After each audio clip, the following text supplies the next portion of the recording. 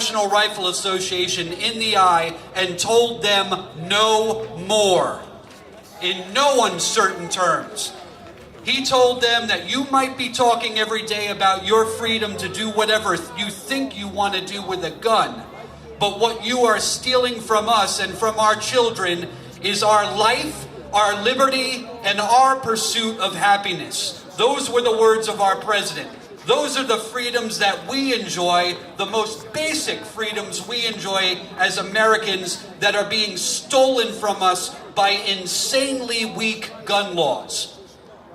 Now, I hope everyone is also aware that in this city, 98% of the crime guns that are recovered in our city come from outside states.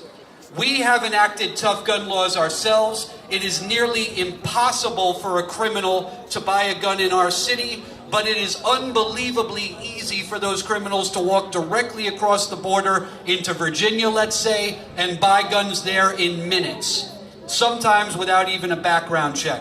That is what makes our president's package of federal laws, federal gun control proposals, so critically important to prevent the traffickers that profit from the bloodshed in this city from gathering the arms that they then resell on our streets and which are used to kill and injure our residents. Your voice is a critical voice. In the next month or two, our Congress is going to be considering our president's gun reform package. Your voice is absolutely critical. So many of us know someone in the city who has been exposed to gun violence, who has suffered from this. Call the White House, tell the president what you think. Call our members of Congress. I don't care if you're not their constituent. You're being impacted by the gun laws they're going to vote on. Call them, tell them what you think. Give them an earful. Become a pain in their butt if they try to get in the way of doing the right thing and protecting our children. Make your voice heard. Make Dr. King proud. We're still not there yet. We still live in a society where a man like him, who speaks out like him, could be struck down. That's not acceptable. Let's keep marching forward. Thank you for what you do. Well, thank you so much. And next, this is a guy that's been doing the Lord's work for a long time. I mean, I've known Tyrone Parker for forever. And Tyrone is with the organization called the Alliance for Concerned Men. They've been out here on the streets working with these young men, trying to stop violence. Him and his friend Rico Rush. And you see him on the streets, you see him in church, and now you see him here on stage. Tyrone Parker. Thank you, Sam. Thank you.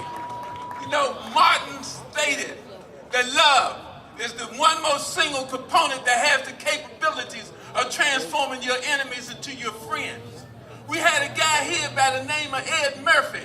Ed made the statement that we got to learn how to love each other as much as we've been taught how to hate one another. Bernie McCain, who gave me this black rock here, for basically we went to 14th Street Bridge some 15, 16 years ago to stop the guns from coming in from the state of Virginia to kill our kids. Some 45 years ago, I was shot right down the street when Martin was killed, responding to how spirits such as mine was responding when our great leader was killed. Some folks might say, well, you didn't do the right thing because you shouldn't have been burning. But all I can say is that I was responding in a spirit that only I knew what to do at that point in time. I was shot and went over to Far Southeast Hospital, then known as CAFAS. My mother and father looked at me and said it didn't look like I was going to make it because of the depths of the shot, how I've been shot. But God blessed me to be able to come back and to create an organization that would be transformational for the children that we work with. I am a previously incarcerated person because after that I was given 45 years. But the great